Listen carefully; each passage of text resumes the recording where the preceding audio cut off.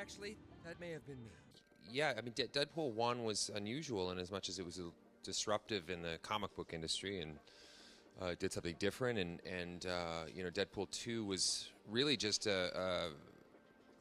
probably the most fun experience I've ever had making a movie, because we didn't have the burden of an origin story to tell or anything like that. We got to kind of hit the ground running and tell a story that we'd wanted to tell since shooting Deadpool 1.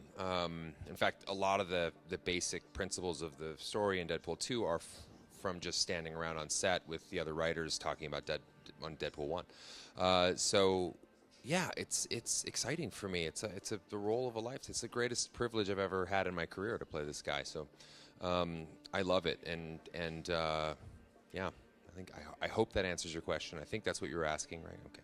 The Marvel Universe thing and being able to play both of these characters, I think it's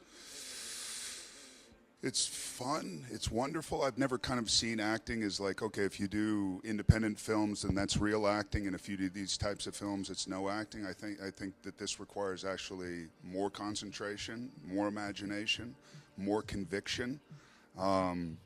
And plus, I have a lot of fun doing it. As a 50-year-old guy, I like the idea of doing these superhero films as opposed to a 30-year-old guy trying to get one up and what's the next level of acting, what's the next level of success.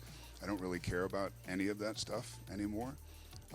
So it's a personal decision to really have fun, and the experience that I had as Thanos was amazing. It was like going back to New York and doing Lower East Side theater again. You know, you're left up to your imagination. It's like going back and reading Ray Bradbury books again. And then there's this great banter. It's a muscle I've never used. I'm surrounded by, you know, stand-up comedians, and I'm sitting there wondering what the hell I'm doing there. And then slowly that muscle gets worked, and then the volleying starts to happen, and then we, you know, develop a good rapport, which I think we have now. So will it continue? I hope so, unless this is an utter failure. Why is Deadpool? Well, Deadpool, I mean, he occupies a space in the comic book universe that nobody else occupies, or I don't think could occupy. I mean, he addresses the audience directly. He thinks, you know, he says the things that the audience might be thinking, like, you know, wow, that was a really expensive scene we just did, or what, you know, he just sort of breaks down all these barriers that you would otherwise never be able to do. And that's particularly, you know, in the Marvel Cinematic Universe or the DC Cinematic Universe, they're beholden to telling a story that fans wholeheartedly invest in, and you know, and that's a beautiful thing. But it's not. It does limit them in as much as they can't. You know, they can't obviously directly address the audience. They can't be meta. They can't bring in pop culture references, those sorts of things. So Deadpool sort of feels more of the people to me, in the sense that it's, you know, I mean, I wouldn't be here if it wasn't for the internet. I mean, I tried to get the movie made since 2004, and it wasn't until the internet roared and made it happen that we got to put the suit on for the first time and really do this movie. So, you know, I always just think of Deadpool as something that's a little bit more down and dirty, and you know, and it's I don't know, I've never found a role that I connected with as much as Deadpool, and allowed me to be as free as Deadpool, and I'm always so grateful for that. Is she talking in your ear while you're talking? Kind of, yeah. Why? Yeah, how are you able to do that? It's like having dinner with my mother, honestly. It's not any different, really.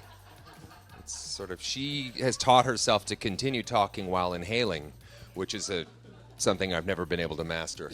Yeah. Total schizophrenia with 3 hours sleep. Yeah. Unbelievable. You know, I, as far as Deadpool having an influence on other, yeah, you see, you know, I get sort of studio breakdowns of different movies that are making, because I also have a production company, and you know, you read different studios, but this is our answer to Deadpool, or this is our, you know, so yeah, I guess it has had some influence. I think anything in Hollywood that is successful, you want to immediately, you know, photocopy the shit out of it until you can't even tell what it is anymore. So, I suppose it has, but I don't think it's had any impact on the great Marvel machine and that sort of thing, because those guys have done their own thing for a decade and they've done it better than anyone in the game. So, but yeah, I like to think this little thing. I mean, you're seeing a sort of movies that are incorporating or infusing a little bit more ribald kind of humor in some of the stuff they're doing. But unless you have the R rating, you really can't push it as far as you want it to go. And Deadpool was never a massive risk for the studio simply because they just didn't give us any money. I mean, they gave us very little money to make the movie, and the second one is really the same. They gave us just enough to make the movie, and it only makes things better because you can't rely on saving the world. We can't rely on blowing up the world or doing all these things that other comic book movies do. We have to sort of infuse all that energy into character, and character has to become our spectacle, and that's sort of, that's the star of the movie is character as opposed to the gigantic explosions. Even though we have some of those, but it's never at the cost of character. So, yeah. It's like the great fuck it movie. Do you know what I mean? It's like the mischievous kid that you wanted to hang out in school, but you get in trouble, and you know what I mean. Yeah. You don't want to hang out with. I'm stuck with them. Yeah. You are stuck with them. Yeah. No, people ask about the director's bug, is what they call it, and I think I got vaccinated for that a long time ago. I really have no desire to location scout. Right? Doesn't that sound awful? It's the one thing that keeps you from directing. Yeah, let's get up at 4 a.m. and go look at an abandoned warehouse outside of Detroit. No thanks. I'm all right. It's not that self-important. No. I think film is such a collaboration. I mean, at least in my experience, it is that the same goes for Deadpool. I don't feel like I just play Deadpool. I feel like Rhett Reese and Paul Wernick also play Deadpool, and they're the co-writers of the movie. So I feel like Dave Leitch plays Deadpool to a certain degree. So we're all sort of in each other's business and trying to make the best possible movie. And I love that collaboration. And I think I love working with directors. I don't like working with me. So it's nice that having a director, and it's nice, sort of going to somebody and getting that sober second thought, right before I'm about to make just the most horrendous decision on earth, and it's important to me. So I love working with directors, and I don't have any intention in the moment to direct something. So why I don't know if they're new. I don't know if they're new in this kind of Clint Eastwoodian kind of way. I like the fact that you present something a certain way, which is the kind of definition of an antihero. You present him as a certain thing, and then once you get into the film, it becomes something different, and that's always an interesting thing to me. I did a role a while ago called Milk, a movie called Milk, Dan White, and what I think I enjoyed about that is he's such kind of an evil character, and he's presented as such a irritation, and yet I love the idea that 5 mothers wanted to fix him when they saw the movie. There was always that person that you talked to that said, if he had just been paid attention to more, if he had just been dealt with differently, maybe things would have turned out differently, and it just kind of deepens the character, and I like that about the antihero. Yeah, I agree with that. I think it's finding a character like Deadpool that's morally flexible and doesn't necessarily want to do the right thing but does it reluctantly, I think is interesting. I mean, if he was Captain America, or if he was this virtuous guy, if he was Superman, it would be, for me, it would not avail all of the interesting qualities that make Deadpool unique. So I think you want a guy that is going to make the worst possible decision at the worst time, because that's entertaining, and you want a guy that really just wants to be a little bit better than he was yesterday, as opposed to the hero everybody wants and needs. So the asshole that you feel for. Yes, exactly. He is the asshole that you feel for, and that's thank you, bones it. That's what I love about him, and I wouldn't want it to be any different, especially in 2018, where we're sort of presented with this idea that you want to be this perfectly woke person, and Deadpool is not that guy. He's a dysfunctional, obnoxious idiot that wants to be just this much better, and I think that that's very relatable. I know a lot of people like that. So an encounter between Deadpool and Donald Trump would be very very ugly, I think. First of all, Deadpool's Canadian. So he'd probably want to talk about these insane trade tariffs. But I don't know. I think Deadpool's the guy that is going to do the most unexpected thing, and superheroes are increasingly more unpredictable, and I enjoy that. I love that about it. But I don't think Deadpool would ever really wade into politics other than doing something pretty awful. I think maybe removing Trump's hair or something. I don't know. Yeah. First Oh, queer yes. superhero. Oh, that's a good question. I think Deadpool's sort of somewhat fluid. Deadpool's a guy that there's a lot of room in that universe. I mean, he's in love with Vanessa. Vanessa's the love of his life, and that's a key part of our story, and that's the bedrock of everything that happens to Deadpool. But no, I mean, you see it. He sort of exhibits these qualities throughout the course of each film. He's he's a guy that's sort of unpredictable, and like I say, he's a little bit fluid. I think So yeah. I'm going to say one thing. Really, it's all offensive, and that's what's so kind of wonderful about the movie. In this kind of politically correct oppression right now, and not saying that any of it is wrong or any of it is bad, and not making any judgment whatsoever. It's so nice to be able to have a laugh. That's why when he was talking before about this PG idea, when studios force a PG-13, it's for money. The idea is more people will see it. And what's great about when he started Deadpool is this kind of R throwaway. It's not going to be successful anyway, so we'll give you an R.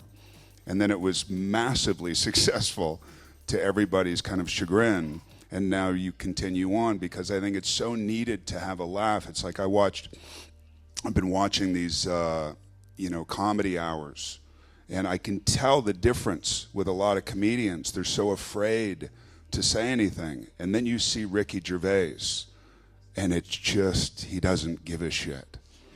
You know what I mean? And there's something really wonderful about that self-deprecating humor, in looking at this kind of social climate and being able to make fun of ourselves in that social climate. To me, that's where the healing and the understanding comes. And you need it. You have to have it.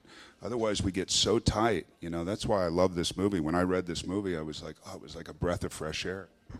I think it's also, you can't really create a movie like this if you're too concerned with that kind of outcome. I think you have to swing for the fences. You have to take chances and risks that we owe it to the audience to do that. And and it's also we're not painting a picture of how the world should be or could be. We're painting a picture of a character who's in a highly militarized shame spiral.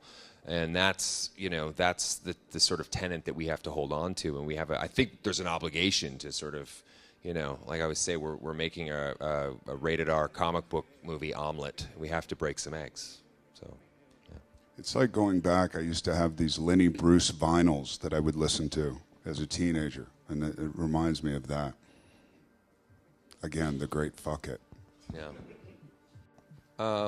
Yeah, the writing process was not unlike the first movie. I mean, we all sort of did the same thing. We would pass chunks of the movie back and forth between the three of us, and we would, each of us would sort of plus what the other person did. I'll write something, and then I'll give it to Rhett, or I'll give it to Paul, and they'll make it better, and vice versa. So we all sort of have the tone and the voice, I think, pretty down pat. So there's rarely a time where we all disagree on something, and we work pretty cohesively together. And but yes, there are things in this movie that we had to take out in the edit room because it's just, you go way too far, and you're glad you have it. You want to get as much as you can, and then there's three stages of the writing process. You're writing the screenplay, there's the actual filming of the movie, and then the third stage of the writing process is editing. And there's a tremendous amount of writing that you do as you shape the movie and shift things. So yeah, there's things that I would love to be released into the world, but I think we'll all be arrested, so we'll never see it. But and then there's other things that are just on that line, that are just pushing it a little bit, maybe too far, and I think that's okay. I think that's part of our jobs. Yeah. I don't think he's protesting against something. I think Deadpool sort of is. I mean, to me, the sort of theme of the movie is how one act of kindness can possibly change the entire world, and Deadpool is got to do something selfless. Deadpool's got to be completely and utterly unselfish, and that's, for him, is his challenge. And I also think that we're telling a story about two guys that are sort of coming head to head, and they both have completely different ideologies and viewpoints of the world, yet there's a pleasing sort of symmetry between their stories. There's something that they have in common. So at the end of the day, everybody in this movie is really looking for a family, and that's sort of why we're positioning it as kind of a family film, even though it's rated R, and even though there's swear words, and even though there's all these other things. So we looked at it a lot through the lens of a Pixar movie, almost like how do they tell stories, and how to, not saying that we made a Pixar movie, but we love how those plant payoffs work. How each character has its own beginning, middle, and end, and that's important. I'm sure Josh can speak to that, but no, he's good. He's done. He's actually spiritually left the room, but he's still sitting there. I found peace. Yeah. Oh, Domino is one of my favorite characters. Domino has the unique superpower of controlling probability, which in layman's terms is just she's lucky. And I love her. I love that Deadpool finds that superpower to be completely absurd, and challenges her on it throughout the course of the movie. And I love how effective that superpower actually is, and how confident she is. I love that she's sort of like got this attitude where she just doesn't give a shit about anything because it all works out for her. It's all going to work. There's a reason she's here. There's a reason she's falling off a cliff right now, because something down below is going to catch her. And there's something interesting about a character like that who seems sort of fallible but is actually infallible. So at the end of the day, and I think Domino, and Zazie Beetz, who plays Domino, is one of the most charming characters that we could have ever had in our movie, and she steals the show. So. 2 words: Celine Dion. I don't know. Do other films so you can do this film. Yeah. I think Marvel is one of the reasons Marvel Studios, when they started pulling in actors that we kind of all respected from the independent world, I think that's probably the smartest thing they could have done when Kevin Feige and Louis D'Esposito got Robert Downey in the beginning. Robert Downey, who was, coming back or unhireable at that point or something like that, but obviously so incredibly talented, and that kind of coming together, that marriage just exploded the world of respected actors doing these kind of tentpole movies. And that's what I think that trajectory has created. Is not. I always wondered, and I never understood why these kind of tentpole movies couldn't be great stories. They were always considered these cheesy kind of B films.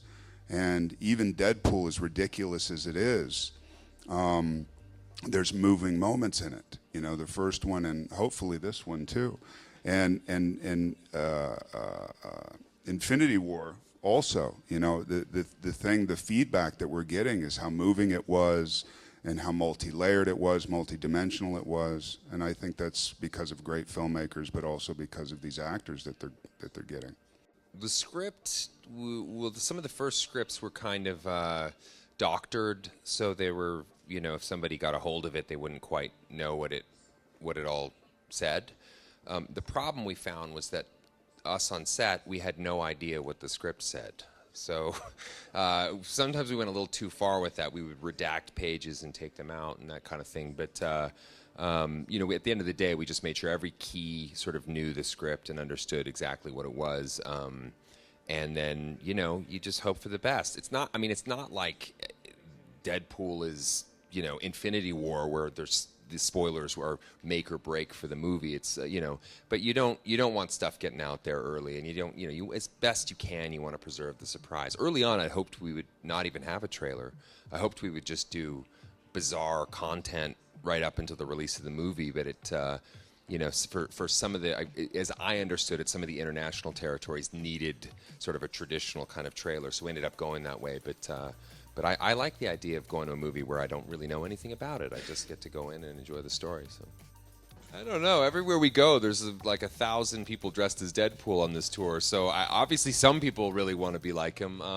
It's exciting, though, going to these events and seeing people now dressed up as Cable and people dressed up as Domino. Yesterday I saw a guy dressed up as Peter, who's the guy in the movie without any superpowers. I mean, creates a great opportunity for role play. Also, Deadpool's not a character who edits himself, so I think people love embodying not just the aesthetic of the character, but his spirit. You know, they like being able to say ridiculous, silly things, and I don't know. I love it when people quote lines back to me from the movie. I think it's like the highest compliment you could ever get. So I don't know. I love it. We'll see though. Yeah. There honestly was like one homeless guy dressed as Cable. Just one guy. There was only one. It was my brother. But hopefully more in the future, yeah. you know. Yeah. Disney may want what? Oh, to buy Canada. Well, Disney bought Fox for $52 billion. They could probably get Canada for much cheaper, is my guess. You know, and that includes the whole unlivable northern part. Yeah, I don't know. Disney buying Fox has been interesting. Disney may have bought Fox just to shut Deadpool up. I don't know. We'll see. But hopefully they're going to let us continue to make movies. I'm always so scared to say anything about it because I'm assuming some sort of agent from Disney dressed as Mickey Mouse is going to blow dart me out of the corner and I'm going to just pass out on the ground and never wake up. But no, I think it's exciting. I mean, I don't know. I wouldn't even, if they said, hey, let's do a PG-13 Deadpool. At this point, I would feel like that's a challenge. Like, let's do it. Let's try it. Where Deadpool's in the movie, he only gets 2 shits, 1 fuck, and a glass of white wine. Great. And he blows it all in the first scene, and then he's forced for the rest of the movie to never swear or never do anything bad. So I don't know. It'd be a fun exercise for Deadpool. Yeah. I was just a boy with cheek of tan and lock of gold, traveling to Los Angeles with a big dream. No, I think there's a little bit of that. I mean, look, I think it's interesting that Deadpool hates Ryan Reynolds. That to me is fun, and I think it's also fun that part of the joy of making Deadpool is that to some degree Ryan Reynolds kind of hates Ryan Reynolds. So the self-loathing thing filtered through a prism of humor is always fun, and I think it's refreshing. And I think that I wrote that one piece that you're talking about, which I was probably more excited to film than anything in the whole movie. So, yeah, Dave Leitch is considered a kind of action auteur. He's a guy that comes from a sort of hyper-masculine style of filmmaking, yet if you meet him, he's so nice. The guy makes ice cream look like murder. I mean, he's just the sweetest man you'll ever meet. And coming into Deadpool, he really needed to sort of find that balance because Deadpool's partly feminine, not just hyper-masculine. Deadpool sort of walks this tightrope, I mean, it's often my issue with stunt performers, just that, if my stuntman's doing a scene for me, he'll land in this really macho way and then walk away with this like bravado, and I'll always say, no, don't walk, sashay away.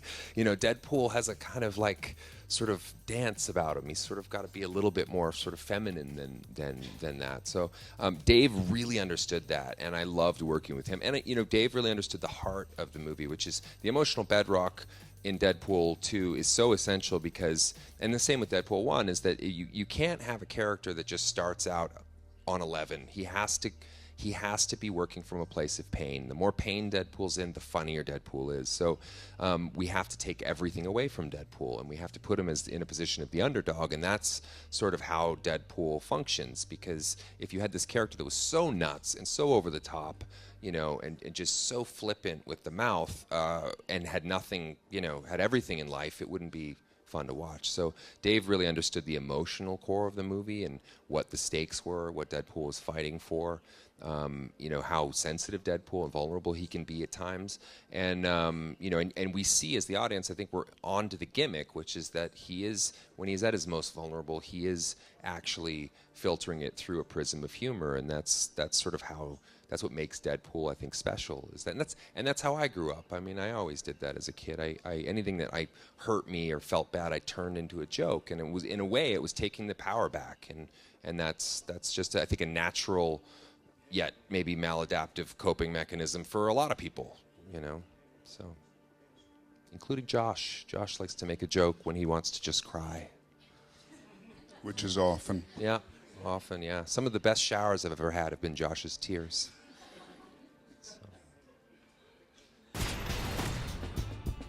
it lives up to the hype, plus plus. Fuck it, they probably won't even make a 3. Yeah, why would they? Stop it too. You killed it.